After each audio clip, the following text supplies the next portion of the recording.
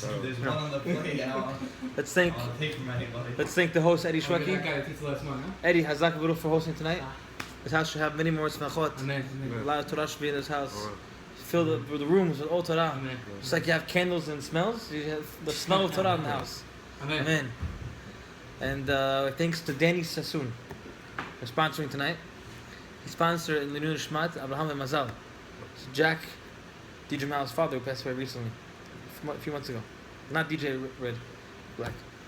He was in a chat. We prayed for a long time, and unfortunately he succumbed. But tonight's all Torah we learned tonight should be in the Nunu Shmat, and we should give him a higher elevation. Amen. And the money is going to Midrash Talmud. You said it right? It's a yeshiva. What's the? It's like a yeshiva. Balabatim for Gemara. Yeah, for Gemara and all kind of learning. Lakewood or Brooklyn? Brooklyn. Stevie Beta and Billy Beta, nice. Presidents, and it's been around for a while and it's growing. Very good. Helping a lot of people. Nice job. Yeah. Very good. All right. Tonight's topic is introduction to this whole month that's coming up. The month of Elul, the month of Selihot, the month of... It's a time of introspection. Time of thinking really, really close what's going on, what's important in life. I wanna tie a silver... What's it called? Silver lining? I want to tie a silver lining. Is that the right word I'm using for? Silver lining? Tie a silver lining through a couple of parashiot, a couple of weeks that are already in the same row, and they each have the same topic that I like to speak about. They each have the same thing I'm looking for. It's like a little common denominator you can find in each one. So I want to go back a few weeks ago, and we're going to start it. And it goes as follows. A few weeks ago, Moshe asked Hashem, he wants to go to Eretz Yisrael. Hashem says, no, you can't go in, you're not going in. Pasuk says something very interesting. Moshe is asking Hashem, please let me in. I want to go into Israel. I want to do all the mitzvot, so on and so forth. But he says one thing. He says, let me go into Eretz Yisrael. And it says, let me go and see Eretz Yisrael hatova, the good land. Let me go see et haaretz hatova. The question is, why did you need to tell me the good land? Just say, let me go see the land. I need, let me go in, and I will see et haaretz, et Yisrael. Why does Moshe say hatova? He says the land of Israel is good. Why you guys say that for? Obviously, it's good. That's the first question. It says, why does Moshe have to, specify that he wants to go see the land of Israel, and it's a good land? Well, I would have thought it was a bad land. No. So why do you need to tell me that? This is already a foreshadowing. Josh, know what foreshadowing is? Yeah. Foreshadowing is like a shadow that foreshadows, right? I know he's smarter than me. What's the definition of foreshadowing? Forwarding the shadow. It's like give me a good definition. Something that leads towards it hints to a future event, right? So this question hints to the future weeks that are coming up, and you see from here an interesting lesson.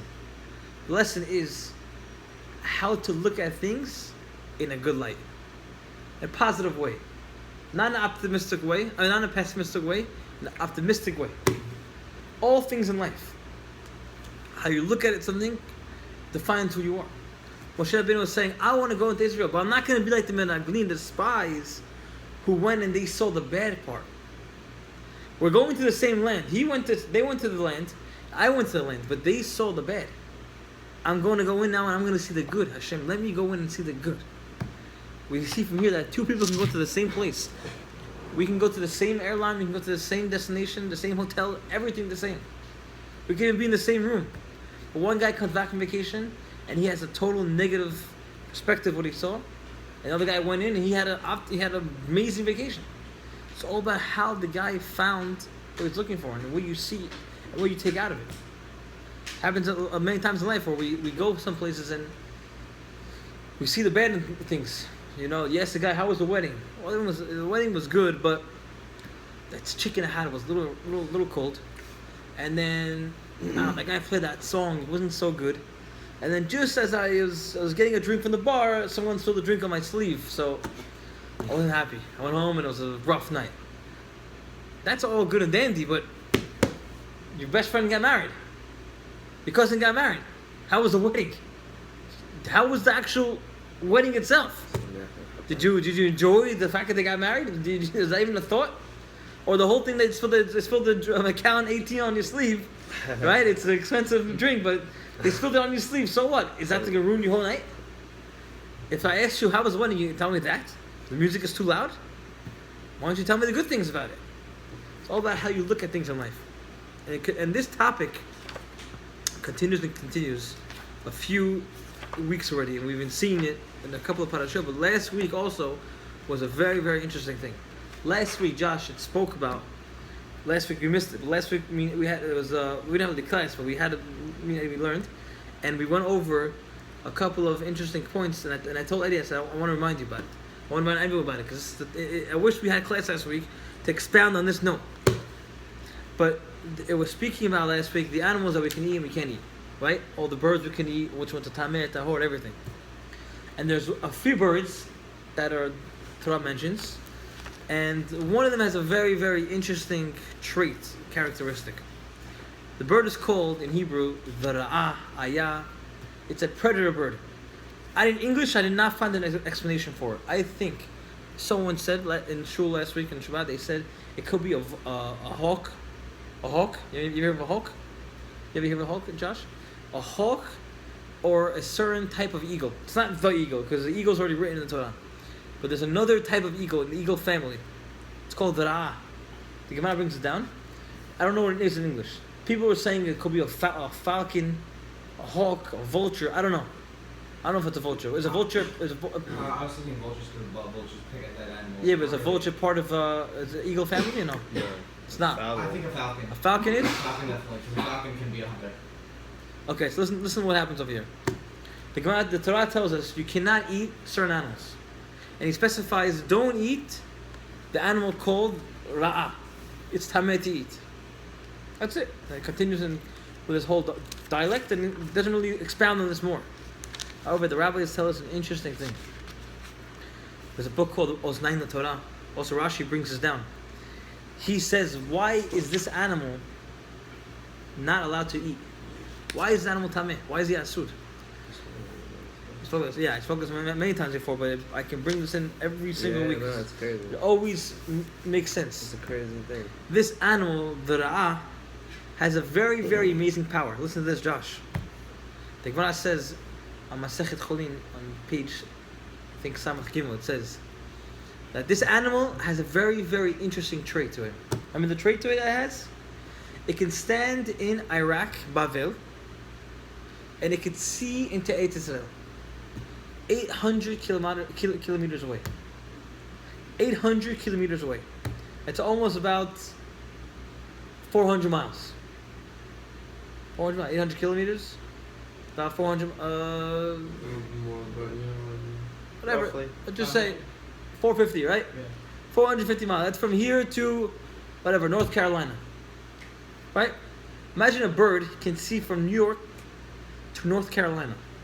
The guy says this bird can stand in Bavel in Iraq, and it can see into Eretz Israel. Sees into Israel. Amazing bird. What kind of amazing power he has. Even Rashi brings it down. He says this bird is called the Ra'ah because he has a power of seeing.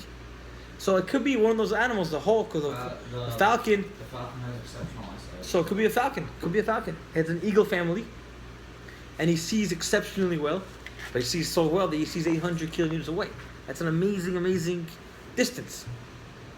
But the Gemara brings a very, very interesting note. The Gemara asks why is this it's significant to tell me that he sees so far, and the answer is because it's not how he sees, it's what he sees. It's what he sees. This animal, this bird, he sees 800 kilometers away. He sees from Iraq all the way into Israel. But you know what he sees? He sees dead animals. He says nevilot. He says dead animals. What does that mean, dead animals? When he's looking into It's when he's looking to end the land of Israel, he's looking to Yerushalayim. And he's looking at the temple, Beit HaMikdash, and the Korbanot, and all the miracles that are happening. He doesn't see the good things. Doesn't see the Kohen, doesn't see the Levi, doesn't see the Yisrael, doesn't see the fire going up to Hashem, doesn't see all the miracles that were taking place. You know what he does see? He sees dead animals. That means his perspective of things is negative. He only sees the negative in things. He didn't see the good things in life.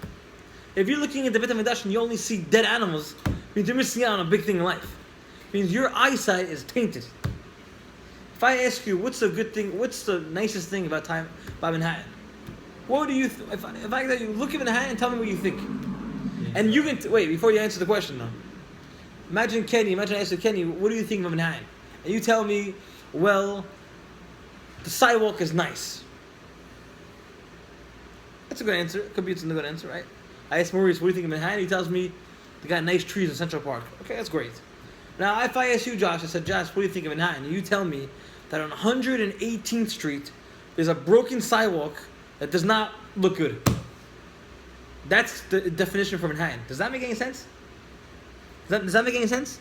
No, because why are you taking this little minute thing and expounding on it and making this the case for Manhattan? Okay, there's things in life that need worked on, that need things to be fixed on, but that's not the essence of what you're looking at. Don't look at the bad, look at the good. This is exactly the case. This bird is tameh, it's asur to eat. You know why? Because he has a bad trait. He only sees bad things in life, he doesn't see good. You gotta see positive, you can't see negative. This brings us to this parasha, this week. This week's parasha, it's called Shoftim. Shoftim means judge. Judges. However, we can read this parasha tons and tons of times in our life, and we will never see this chidush that I saw. Amazing thing. Josh, any questions you ask? This class tonight is going to be more of a introspective class. Everyone thinks of a forum or whatever discussion, but it's going to be more of absorb. Not really. It's not really it's processing. Just more absorb. Listen to what we're going in tonight and build on it. Take it throughout the whole month. You know what I'm saying, Maurice?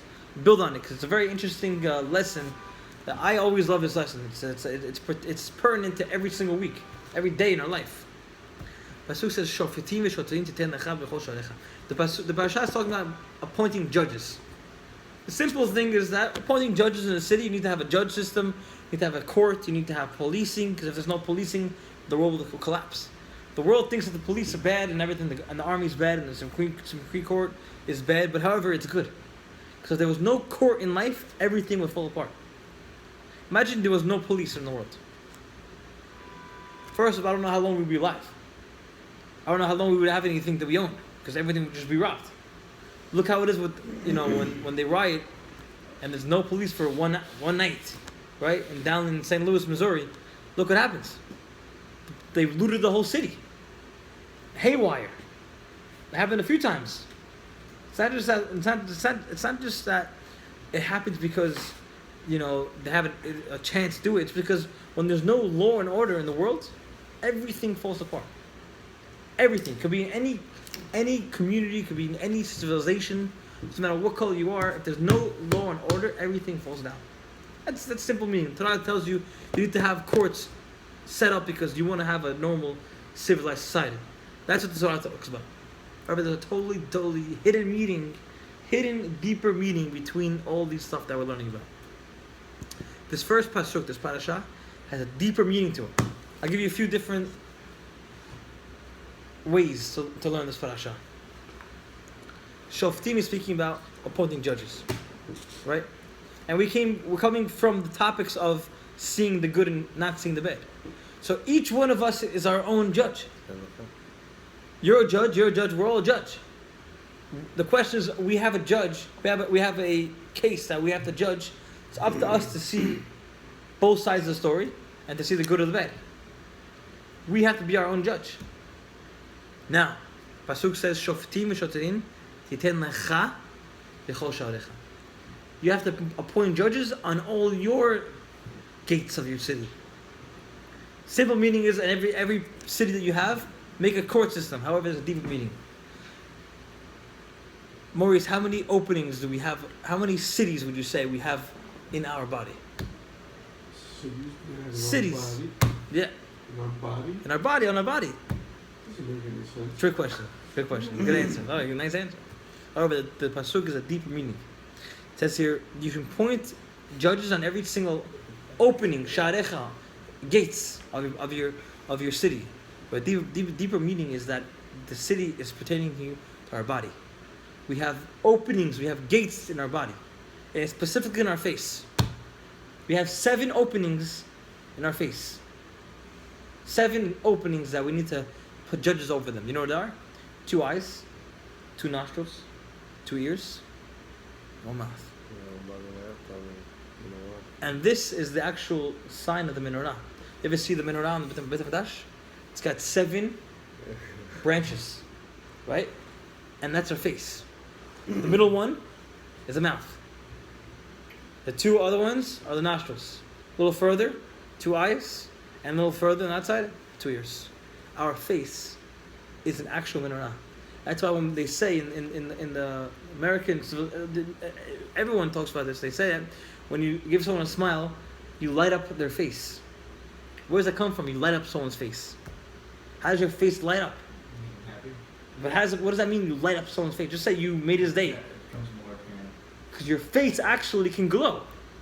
Because if your face is considered like a menorah, according to this example, your face is an actual menorah.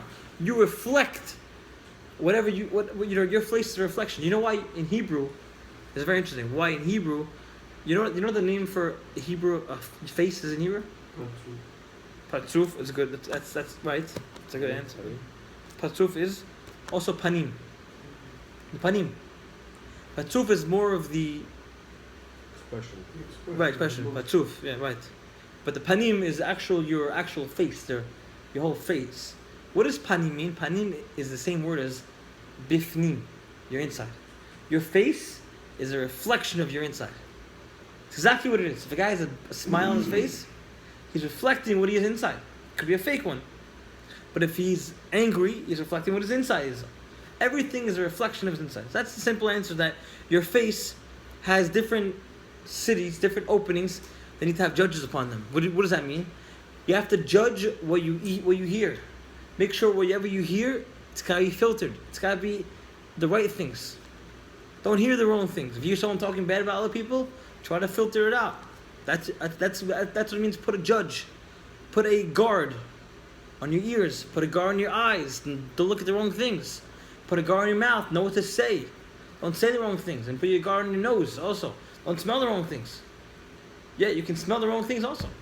If a guy walks by a it's not really relevant, but the Chinese have it, or you go to some Buddhism, they have incense, or they have smells, candles that have certain, not this one, but candles that have certain smells that bring you closer to the idol worship. You'll never believe it. A Buddhist, they believe in the smells. There's a smell of Avodah. It's a smell of idol worship. You know what to smell. You have to know what to stay away from. It's not really permanent these days, smelling. But you have to know how to keep your openings that we have in our face. Get guards on them. You have to have guards. Guard yourself. That's the simple meaning of this question. However, I have another deeper reading. Oh, I'll give you a little hint. When you have tefillin on the head, tefillin sharosh. If you look at the picture, I used to have a picture. I brought it last year, but the tefillin sharosh has a shin on the side. It's got a letter shin on it. If you look at it, on one side it's got a shin with three letters, 3 sticks, and on one side it's got a shin with 4. Very interesting. Answers why? Because total is 7. Total is 7. When you put on tefillin sharosh, you're controlling your 7 eyes, your 7 openings in your face. You control your whole body with that tefillin. Tefillin is a controlling of your whole body. That's what it means to put a guard. A deeper meaning, that's the way I want to learn the parasha this week. You good so far? You good? Another swip? No, everyone's good? So anyone have a question so far? No, you good? Another deeper level. Huh? No, deeper level to what it means.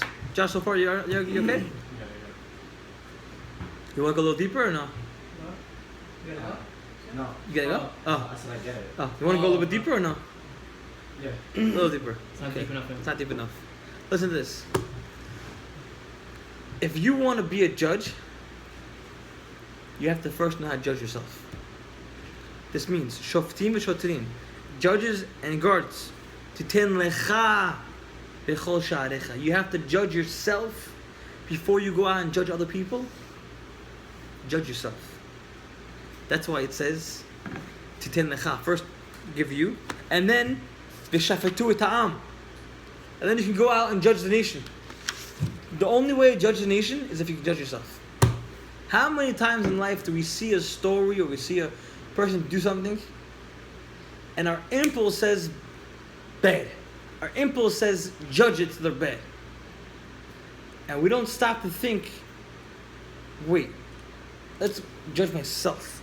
If I was in this situation, if it happened to me, how would I want people to think? How would I want to act? Pasuk specifically says first, titen lecha. You need to make yourself a judge on yourself. Before you go out there in the public and start people, giving people musad and giving them retrospection, judge yourself. Meaning, whenever you see someone do something bad, no matter how bad it is, see a guy in the street, something you never thought doesn't make any sense. Stop for a second, think. Does this guy have a reason for what he's doing? Is there a story behind what this guy's doing? And I guarantee most of the times there's a little story behind it. Not a big one, but there's a little bit of a reason or excuse that the guy can have that changes the way you think of it. Tons of times this happens in life, where instead of judging ourselves, we're automatically we're going out and judging the person, the thing, or even the setting, without first looking at ourselves. It's a main lesson going in for this month, Elul, Selihot time, getting to the Rosh Hashanah time, getting to the holidays. It's very, very important to make ourselves aware of the fact that sometimes it's good to judge yourself. Not all the time, but there's some things that we need to say, listen, man, you gotta be better than this. Guy has a regimen and working out. Right? He goes to the gym every day for let's say he has a schedule. And a few days he misses. He's gotta get on himself. Listen, man, I'm better than this. I gotta get on myself. You have to judge yourself and make yourself know that I gotta get back on track. But if you tell yourself I'm fine, and then you go tell your friend, listen, you gotta go to the gym, who are you fooling? Who are you fooling? Because you're not doing it the same way. You gotta be just as tough as you are outside with the friends, same way you're on yourself. That's the only way you can be a judge. A fair judge is what he is on the inside.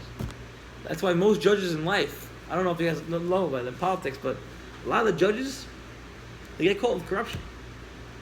You look at the people in jail or people just statistically in the political system, a lot of the politicians, they get caught with corruption, bribery, whatever it is.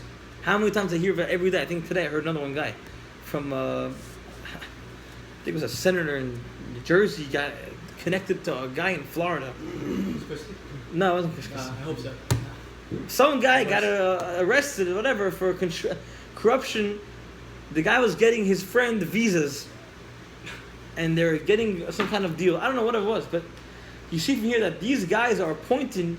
They're head of a council. They're head of a place. They're head of a city, and here they are. They're going on and they're scamming the system. That means that they're not preaching what they practice. Sorry, they're not practicing what they preach. They're saying one thing and doing another thing. They're judging others before they judge themselves. You know who said this? You ever hear of a guy named Plato?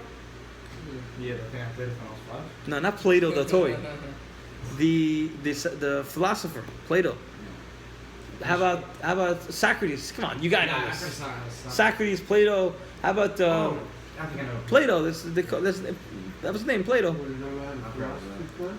Plato, Socrates, another guy, also Galileo. He's more of an enlightenment guy. No. There's another guy. Plato, Socrates, and The Rambam. yeah, Aristotle. Aristotle. Yeah. These guys, and they've also Arista. Aesop's Fables? Huh? This guy Plato, he used to always preach a certain way, and his students, they once saw him doing something that was not proper. And he told him, "Listen, teacher, you're saying one thing, but you're doing another thing." And he said this famous line: Do as I say, not as I do. Do as I say, but not as I do. Meaning, whatever I say in class, do it. But don't follow the way I live my life. So I'm just giving you a class. I'm telling you what to do. But me on my own, keep that aside. I'm doing whatever I want. If you don't follow what you preach, then no one's gonna follow it. Imagine if I give you a class right now tonight about all this stuff, and I go home and I'm totally off. I'm totally different. You'd be like, hey, what's going on, man? You wouldn't buy anything I teach you because it's not real. It's just like reading a text from a story. You gotta live what you say. Plato was saying, do as I say, not as I do. Meaning, don't look at what I am or my person. I'm not a good person, but I can say good things. How many times do you see this in life where a guy wants to judge, he just judges people, but as himself, how are you in yourself? It's a very important message. First of all, the first step is seeing good in other people. And the second thing is knowing how to judge. What's up? Huh? That? Can I say something? Oh. There's a flip side to that also. Yeah. Now let's see, whatever. Because now, you take a kid who doesn't know anybody, right? His father knows what's better for him. Right. Right? Or he's going to tell him what to do. Or the kid's going to say, well, why? I don't understand. Why? I don't understand. And he's going to see his father maybe do something, you know? So you're saying on one hand, it's he's teaching you something to do. On the second hand, he's got to know how to step up to the plate. I think, correct me if I'm wrong, what you're saying is like, let's say in the past, the father screwed up on something, and he's trying to prevent someone that screwed up. Right. And he's saying, and his son's like, well, why should I listen to you? Right, you did the same thing. Yeah. 100%. So, he's like back in the bottom. I understand exactly what you're saying. So, a lot of cups over here now. There's so many cups on the table. What's going on? I think that's There's so to it. There's so I to don't it. think it's as relevant because one's a preacher, and he's consistent. He's doing it now where he's making mistakes. Well, one guy, he knows the mistakes and he's just trying to prevent it. He's not doing those mistakes anymore. So I don't think. Right. The case with the kid and the father is a little different because at the end of the day, the kid has to know that the father's not. Again, none of us are robots. We're all human. We all make mistakes. We all fall. If you see a rabbi make a mistake, don't be so surprised because he's human. Rabbis, even people that are a high stature, they're human. Make mistakes. However, the question is what happens after the mistake. They probably did tshuva. They probably repent for it. That's what makes a person different. But everyone makes mistakes. It's not a question of one mistake you make. It's a question of how you live your life. If you constantly make mistakes, it's something else. But if a guy lives his life majority good, go according to what he does and what he lives and what he says. It's not only according to what he says, it's also according to what he does. But all the famous rabbis and the Pirkei Avot, they all said exactly the way they lived their life. Hu haya omed. All this is the way they actually lived their life. Now I want to go to another topic. I'm sorry, same topic, another point. The first step is knowing how to see the good. The second step is, once you know how to see the good, you have to know how to judge a person. I want to give you a story. Very, very interesting story. It's a true story. The story goes like this. There was once a boy learning in yeshiva in Bnei Brak. You ever hear of Bnei Brak, Israel? It's a city that's a very religious city. Give like Borough Park. A lot of yeshivas over there, and they know how to learn. And there was one boy who was in the yeshiva, and he had a very, very tough question. The sugya that he had was very, very tough. And he was breaking his head, and he went through all the questions and answers, and he brick wall. His question was strong question, and no one answered his question. He went to the rabbi of the yeshiva. He asked him his question. He had no answer for him. He went to his teacher. No answer. Wherever he went, there was no answer. He had a brick wall. He decided to go to the library and open up a couple of Sfarim, a couple of books, and find out his answer. And he's searching every single book in the room, and he got to a book that's all the way up there in the corner, and he opens the book and he sees exactly what's speaking about, and the topic, and he sees, boom, got his answer. Guy's jumping out the wall. He got his answer to this question. However, there's a small little problem. When he found the answer, he had a question on the answer. Finally got his answer. Now he's like, wait, this is a great answer. However, I still have a question on this answer. Now he's another brick wall. Goes back to the Rosh Yeshiva, back to the rabbi. He asks him, Rabbi, teacher, what do I do? I got the answer, but I have a question on the answer. And again, no one was able to answer his question. And the rabbi at the time told him, listen, I can't help you. However, there's one person who could help you, maybe. He said, who? He said, open up the beginning of the book. It's usually a name of the person who wrote the book. The author or the machaber who wrote the book. There should be a name and a number or address. And you can reach the guy. And if he's still alive, you can call him and ask him. And maybe he'll give you an answer. That's what the kid did.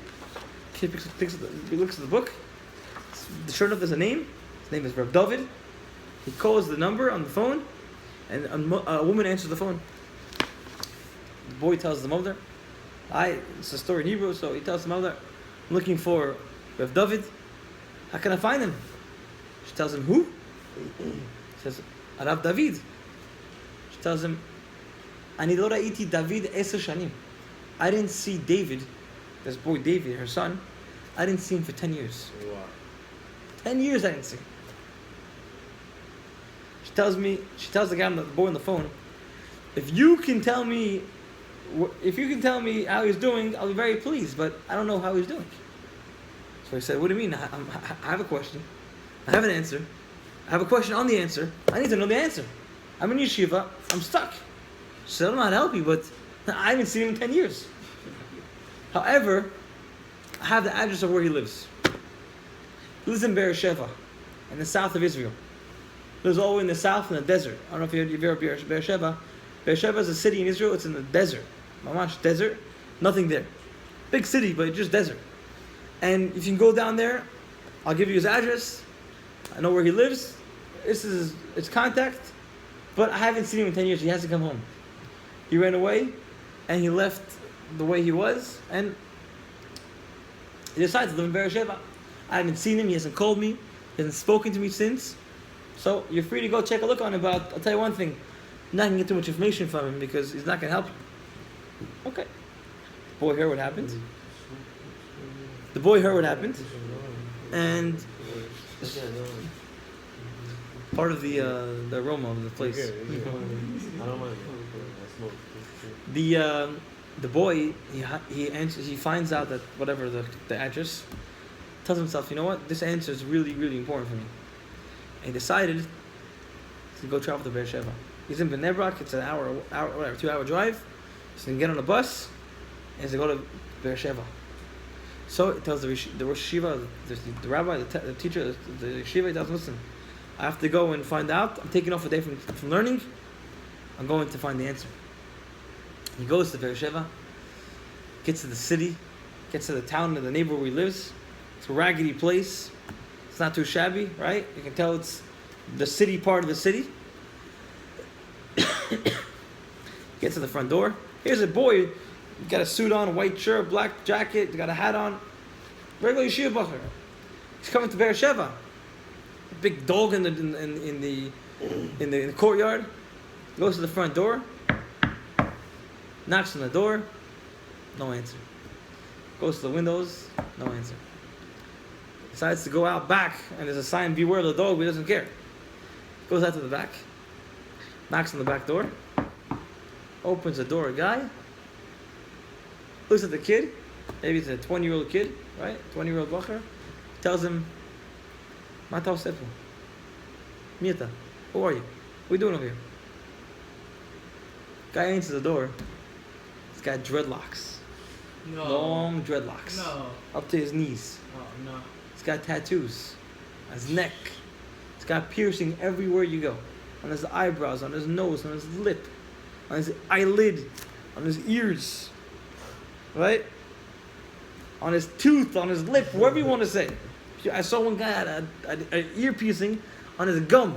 That's crazy. On his gum. It's possible. You put a needle through the gum, you can do a piercing. I've seen crazy things. It doesn't make any sense, but you ever have people that have the ear piercing, right? The long ear. It's like a long ear, and there's a piercing. Like it's called Gouges. Gouges. They have this thing where you circle. Right. You put it in and it expounds the ear. Right. Doesn't make any sense. Like, why would someone want to do this? But whatever. It's cool. Guy answers the door. This is the guy. Long dreadlocks, living like a shatty guy. All right, looks like a Rastafarian. And the guy answers the door and he looks at the yeshiva guy and he tells him, what are you doing here? Who are you and what are you doing in the house? Listen to what the boy says. The boy looks at the guy and he tells him, Ata Rav David? Ata Rav David? Are you Rabbi David? He says, excuse me? He goes, I need David. I'm David. He says, Ata Rav David? He says, yes. So the boy immediately doesn't even bat an eyelid. He opens up the Sefer, the book that he wrote, and he goes, he tells the guy, he says, you wrote this book, and on this page, on this sugya, on this title, and on this page, you wrote this. And your answer to this was an amazing answer. However, I have a question on what you wrote. And he starts telling him his question before the guy even sits down. And he's rattling off his question, he's getting into the sugya, and he's going deeper and deeper in the concept. And the guy is fully aware of the situation and the topic and everything. And this guy, David, is answering the guy's question as if he was still in the yeshiva. He's going back and forth with the guy, he's answering him, he's giving him a question, he's going in, he's getting out. They're mamash. For 2 hours, him and David were sitting in the room, and they're going back and forth in the whole topic of learning. After about 2 hours, Rav David gave him his answer, and the boy was so happy. And after the discussion they had, this guy David looks at the boy and his book, and he asks David, he says, do you mind if I hold my book? He says, I haven't held my book in almost 10, 12 years. Do you mind if I hold the book? He wrote the book. He was in yeshiva, he wrote the book. And the guy goes, the boy says, of course. He takes the book, he holds it, he starts to cry. He starts to cry. And he tells the boy, he says, do you mind if I keep the book? He says, you can go buy the book wherever you want, in any store. I can't buy it. Do you mind if I hold the book? And he kept the book. And he held on to it. And sure enough, this guy connected in a certain moment and told the boy, he says, you must be looking at me and asking how this happened. But I want to tell you, when I was in yeshiva, I had tons of questions. And I went to all the people to try to answer the questions, and I did it, but it got me so far that I wasn't able to control it. I started hanging out with the wrong people, and I let my mind get ahead of me. And I went off the path. Started doing bad things with bad people, and this is the way it is today. And he started breaking down in tears, and he says, I wish I could, you know, I can say I didn't do it, but this is the way I am. You know, tattoos are hard to take off, but you can still be a good person. It's hard to take it off. You got one on your neck. It's a life. It's a stamp on life. It's always there. Earrings you can take off. Hair you can cut. But some things are it's hard to retract. You can do it. It's just hard. So this was what happened. This is the story. And the boy, they bid farewell, and he goes back home to the yeshiva, gives the rabbi the answer, and everything's great. And the rabbi tells the boy, listen, go ahead and call the mother. Tell the mother exactly what happened. Let her get some happiness. Let her enjoy something. Maybe she might get happy from hearing it. So the boy was hesitant, and he waited a few weeks. After about 2 weeks, he calls the mother and tells the mother, listen, I went to Beersheba, I went to the house, and I saw Rav David, and I saw him, and he still was learning it. He still had it. And he's still over there. He still got it. And she says, no, he's not there anymore. He's back home. So Rav David came home. My son came home. That's the end of the story. But you know what got this guy back home? You know what brought this guy back to the path? Let me ask you a question. Yeah, you didn't judge him right away when you saw it. What do you think? How did you get him? How did this guy come back home? What was there's one thing that happened that made this guy click and come back? Felt comfortable. Felt comfortable. What was it? Well, it was a yeshiva guy that came and asked some questions, and he was able to connect with him, and he realized that, he's missing that. 100%. You're on the ball. There's one little point. Saw him, he didn't judge him. When he opened the door and he saw a dreadlock Rasta right in front of him, you know what he called him? Rav David. Rabbi David. Rav David. He gave him the respect as if the guy was still the same rabbi he was when he wrote the book. When he looked at him, He didn't see dreadlocks. He didn't see tattoos. He didn't see piercings. He didn't see anything. What he saw was a rabbi who wrote the book. He looked at him and he saw his soul. He didn't see the exterior. He saw the interior of the person. You know what kind of amazing lesson it is? Just by calling him Rabbi David. Rabbi David. You call me Rabbi David? You still see me as Rabbi David? Wow. You know how good that feels for a guy for someone, let's say a guy could be so far in life and all of a sudden someone gives him a good word. Why, you're such a good guy. Why, you really think I'm a good guy? Because when people see the inside of a person, that's the real answer of seeing the good and not seeing the bad. You're the guy who's wearing dreadlocks and everything's totally gone, and you consider him like he's the rabbi still. You see inside, not the outside. You know what the answer is? When you have a person who does, let's say, bad things, this boy knew at that moment how to separate the actions from the person. The person is a Jewish person, he's a tzaddik, he's a good person. He's pure. His actions are not so good. So the actions, you separate them. Take the bad from the good, you separate them. And the guy's left the perfect person. And that's the way, if we live this life, if we live this way, guaranteed success. In anything we do. Because if you see the good in people, you will automatically be loved by other people. And that is this whole month. If you want to be loved by Hashem, you got to be loved by other people. Elul. Ahuv lemala, v'nechmad lemata. You have to be loved. You want to be loved above, you got to be loved down here.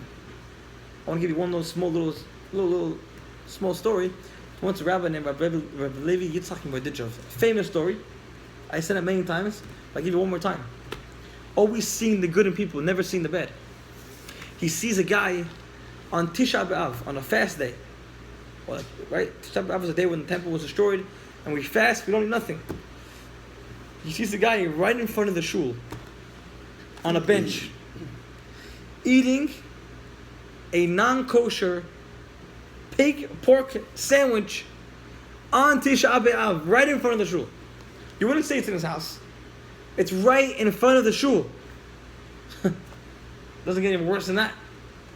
Rabbi goes up to this guy, tells him, listen, my good friend, tells him, maybe you made a mistake, but today it's Tisha B'Av, it's a day that we fast, we don't eat, it's a fast day. Maybe you made a mistake, you didn't know, so I'm telling you now, it's a fast day.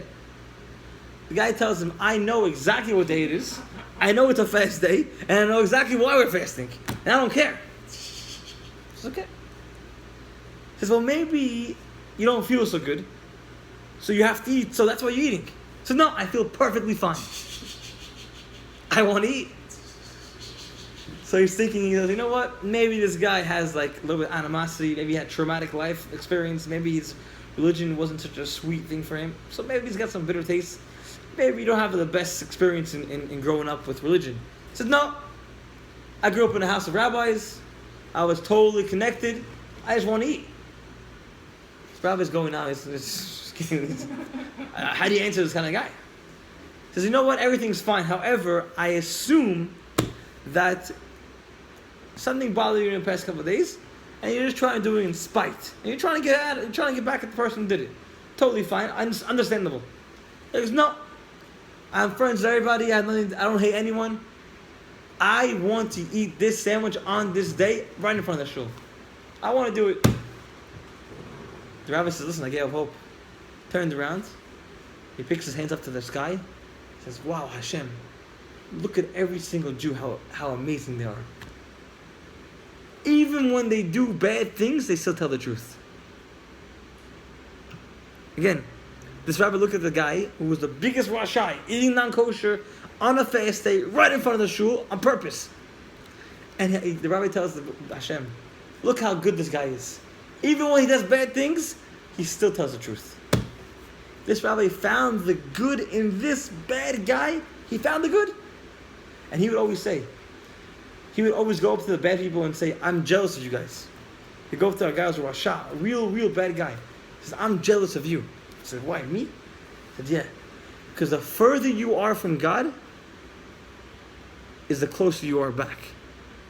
Meaning, don't think just because you're so far, don't think that you're not so close. The further you are, if you're so far, that means that your ability to get close to Hashem is much easier than I am. Like a rubber band, you pull it very, very tight. What happens? Let go and come back very close. Same thing with a person. The further we are, is really the closer we are.